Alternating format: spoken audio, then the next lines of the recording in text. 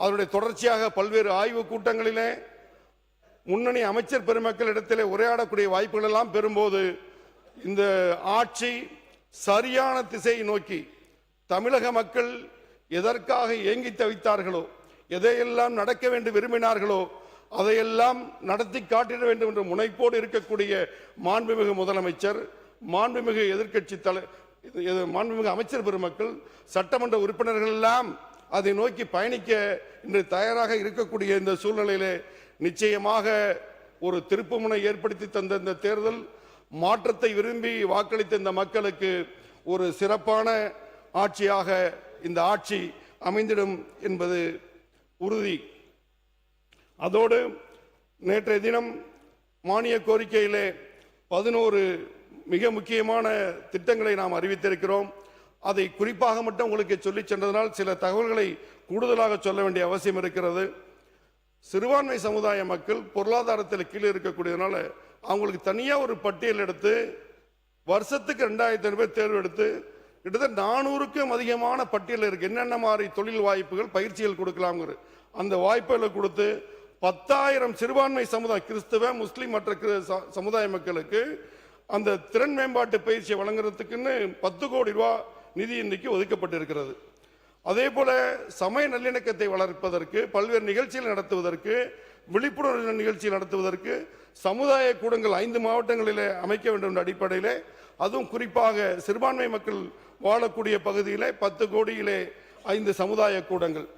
அதே போல முஸ்லீம் பிள்ளைங்களை பொறுத்த வரைக்கும் அந்த வயதுக்கு வந்துட்டா உயர் படிப்பு போறது குறைச்சங்கிறதுனால அவங்கள ஊக்குவிக்கணுங்கிற அடிப்படையில் 9வது 10வது படிக்கும் போதே வருஷத்துக்கு 2000 ரூபாய் ஒரு ஊக்கத்தொகை.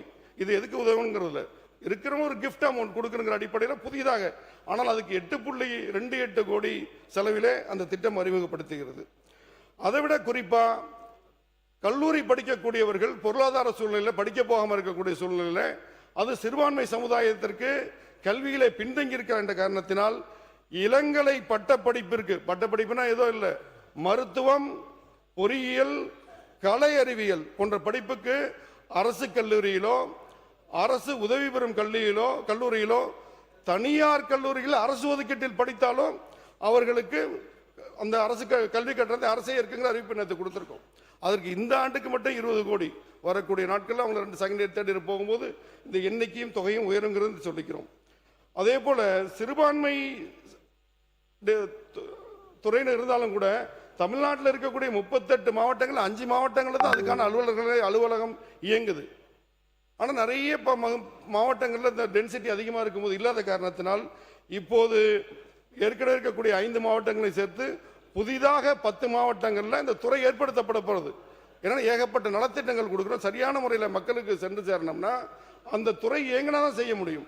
அந்த அடிப்படையில் 10 மாவட்டங்களுக்கு 4.45 கோடி ரூபாய் ஒதுக்கப்பட்டிருக்கிறது. அதே போல சிறுபான்மை ஆணையம் ஒன்று இருக்கு, அதுக்கு ஒரு 10-11 பேர் கொண்ட கமிட்டி இருக்காங்க. அவர் செயல்படுறதுக்கான நிதி ஒதுக்காதனால எந்த பணிகளும் நடக்காமல் இருக்கக்கூடிய காரணத்தினால அவர்கள் ஆய்வுக் கூட்டங்கள் தொடர்ச்சியாக செய்வதற்கு 63 லட்சம் ரூபாய் நிதி ஒதுக்கப்பட்டிருக்கிறது. அதே போல தேவாலயங்களை புனரமைப்பதற்கு 2016-17 ஆண்டிலே 7 கோடி ரூபாய் நிதி ஒதுக்கப்பட்டு கிட்டத்தட்ட வரைக்கும் 5.25 கோடி நிதி செலவு செய்யப்பட்டிருக்கிறது. அதில் மீதம் இருக்கக்கூடிய 1.5 கோடி நிதியையும் அந்த தேவாலயங்கள் புனரமைப்பதற்கு செய்ய வேண்டும் என்பதை தொடர்ச்சியாக ஆய்வுக் கூட்டங்களை சொல்லி வருவது போல தொன்மையான தேவாலயங்களை புனரமைப்பதற்கு, அதாவது 100 ஆண்டுகளுக்கு மேலே இருக்கக்கூடிய தேவாலயங்களை புனரமைப்பதற்கு 10 கோடி ரூபாய் நிதி ஒதுக்கீடு செய்யப்பட்டிருக்கிறது. அதோட 8வது அறிவிப்பு முக்கியமான அறிவிப்பு, 100 கோடி ரூபாய் சுழல் நிதி. நேற்று அண்ணன் கம்யூனிஸ்ட் கட்சியினுடைய உறுப்பினர் அண்ணன் செல்வராஜன் சொல்லும் போது கூட சொன்னாங்க, மாரிமுத்தனை சொல்லும் போது சொன்னாங்க, அதாவது பள்ளிவாசல்கள் தேவாலயங்கள் வருமானம் இல்லாத ஒரு சூழ்நிலைகள்லாம் இருக்குது, அதுக்கு ஏதாவது செய்ய முடியுமான்னு. இப்போ பள்ளிவாசல் இருக்கும், அங்கே சில உலமாக்கள் இருப்பாங்க, பணியாளர் இருப்பாங்க, ஊதியம் கொடுக்க கூட வழி இல்லாத இருக்கும். ஆனால் சொத்துக்கள் திடல் இருக்கும், கிரவுண்ட் இருக்கும். ஆனால் அதே போல இடத்துல ஒரு கமர்ஷியலாக 2 கடை விட்டோ மண்டபம் கட்டியோ வாடகைக்கு விட்டாங்கன்னா அவங்களுக்கு வருமானம் கிடைக்கும், அது நிறுவனங்களை செய்ய முடியும். அடிப்படையில் 100 கோடி ரூபாய் சுழல் நிதி வட்டி இல்லா கடனாக ஒரு அறிவிப்பு, மிக முக்கியமான அறிவிப்பு விடப்பட்டிருக்குது. அதே போல தமிழ்நாடு வக்ஃப் வாரியம் கட்ட 40 கோடி, புதிய அலுவலகம் கட்ட 40 கோடி ரூபாய், சிறுபான்மை மகளிர் கல்லூரி. அண்ணே ஒரு 5 நிமிஷம், நான் ஏற்கனவே சொன்ன மாதிரி வரலாற்றுல ஒரு முதல் வாய்ப்பு. சில செய்திகள் நான் சொல்லி முடிச்சிடுறோம், சில அறிவிப்புகளை எக்ஸ்பிளைன் பண்ணணும். சொல்ல கொஞ்சம் பொறுமையா இருங்க. அந்த பொறுமை கூட இல்லைன்னா என்ன அர்த்தம்? இல்ல 5 நிமிஷம் கேட்டுக்கலாம். ஒரு 5 நிமிஷம் உட்காருங்க. நேற்று மாலை தீர்மானம் நிறைவேற்றப்பட்டு வினாக்கள் விடைகள் நேரம் இல்லை என்று எடுத்துக்கொண்டதும், அதிகமான பதிவுகள் செய்யாமல் ஓர் 2 பிரச்சனைகளை பற்றி மட்டும் இங்கே சிறப்பு கவன ஈர்ப்பு தீர்மானமாக எடுத்துக்கொண்ட நோக்கமும், விரைவில் இன்று இந்த அவையை ஒரு 1:30 மணிக்கெல்லாம் முடிக்க வேண்டும் என்ற நோக்கத்தின் அடிப்படையில் தான் செய்திருக்கிறோம். அதே போன்று பேச வருகின்ற மாண்பு அமைச்சர் பெருமக்கள், இந்த மானிய கோரிக்கையை ஒட்டி ஏற்கனவே புதிய அறிவிப்புகளெல்லாம் புத்தகமாக அச்சிட்டு நேற்றே முத்தாய்ப்பு வைக்கின்ற திட்டங்கள் எல்லாம் கரங்களில் கொடுக்கப்பட்டு விட்டது. எனவே பேச இருக்கின்ற மாண்பு அமைச்சர் பெருமக்கள் சுருக்கமாக உங்கள் விளக்க உரையை மட்டும் நான் அளிக்கும்படி, நான் காலம் கருதி அளிக்கும்படி நான் கேட்டுக்கொள்கிறேன். அறிவிப்புகள் ஏற்கனவே கையில் கொடுத்தாச்சு. அதை பற்றி நேற்றுள்ளது அறிவிப்பு இல்லாம இது என்னென்ன சமுதாயம் நிறைய உறுப்பினர்கள் பார்த்துக்கிட்டு இருக்காங்க, நேரலையில போயிட்டு இருக்கு. சில அறிவிப்புகள் குறித்து மக்களுக்கு தெளிவில்லை, சுருக்கமாக தான் சொல்லி போயிட்டு இருக்கு. அதை நீங்க குறிப்பிட்டிருக்கக்கூடிய உங்கள் முன்னுரையில் ரொம்ப அருமையாக, உங்கள் முன்னுரையில் மிக அருமையாக கனியமிகு காகிதமேத் அவர்களை பற்றி வரலாறு எல்லாம் ரொம்ப சிறப்பாக சொல்லி முடித்து விட்டு, இப்போது இந்த மானிய கோரிக்கையை பற்றி உங்களுடைய விளக்கத்தை சொல்லி நீங்க முடிக்கலாம். என்ன காரணம்? இப்போ இந்த புதிய ஆட்சி அமைந்து வரலாற்றில் இதுவரை இல்லாத அளவுக்கு சிறுபான்மை சமுதாயத்திற்கு மிகச் சிறப்பான சட்டங்கள் முதல் முறையாக அறிவிக்கப்பட்டிருக்கு. அதை எடுத்து நேரடியில் சொல்ல வேண்டிய கடமை இருக்குன்னு சொல்றேன். இதோட மாத்திரம் இல்லாம இதுக்கு முன்னாடி பல்வேறு துறையின் சார்பாக சிறுபான்மை நீண்ட நாள் கோரிக்கை இதுவரைக்கும் நிறைவேற்றப்படாமல் இப்ப நிறைவேற்றப்பட்டிருக்கு. அதை நம்ம சொல்லணும்ல. இப்போ இந்த வருஷம் முதல் முறையா கல்லறை தோட்டம் கபரஸ்தான் கட்டுறதுக்கு 34 கோடி ரூபாய் கல்லறை தோட்டத்துக்கு கிறிஸ்துவ மக்கள் அவ்வளவு கஷ்டப்பட்ட ஒதுக்கப்பட்டிருக்கு. அதை சொல்லணும்ல. அதே போல ஹஜ் மானியம் 25,000 to 35,000 உயர்த்தப்பட்டிருக்கு. புதிய மகளிர் உதவும் சங்கம் 1 கோடி ரூபாய். அதை விட திருவள்ளுவர் தினத்துக்கு எங்களுடைய தலைவர் காகிதமில்லத் பேரால விருது கொடுக்கப்பட்டிருக்கு.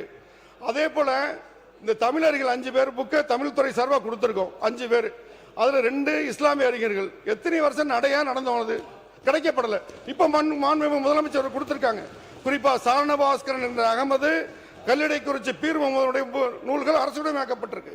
வேளாங்கண்ணி நாகூர்ல திருக்கடையில் தலா 20 கோடியில தங்குமிடங்கள். உருது மொழி வளர்ச்சிக்கு 1 கோடி. உலமாக்களுக்கு 950 பேருக்கு 4.75 கோடியில வாகனத்துக்கு மானியம். அதே போல டாம்கோட கடன் தொழில் வளர்றதுக்கு ஒரு ஆளுக்கு 30 லட்சம் வரைக்கும் கொடுக்க முடியும். அந்த அடிப்படையில் 100 கோடி இலக்கு நிர்ணயிக்கப்பட்டிருக்கு. அதே போல வக்ஃபு பள்ளிவாசல் தர்காக்கள் புனரமைப்பதற்கு மானியம்.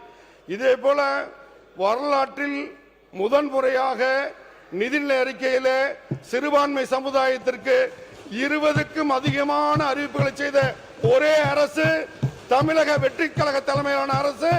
அதற்காக மாண்புமிகு முதலமைச்சர் ஜோசப் விஜய் அவர்களுக்கு இந்த சிறுபான்மை சமுதாயம் நன்றி கடன் பட்டிருக்கிறது.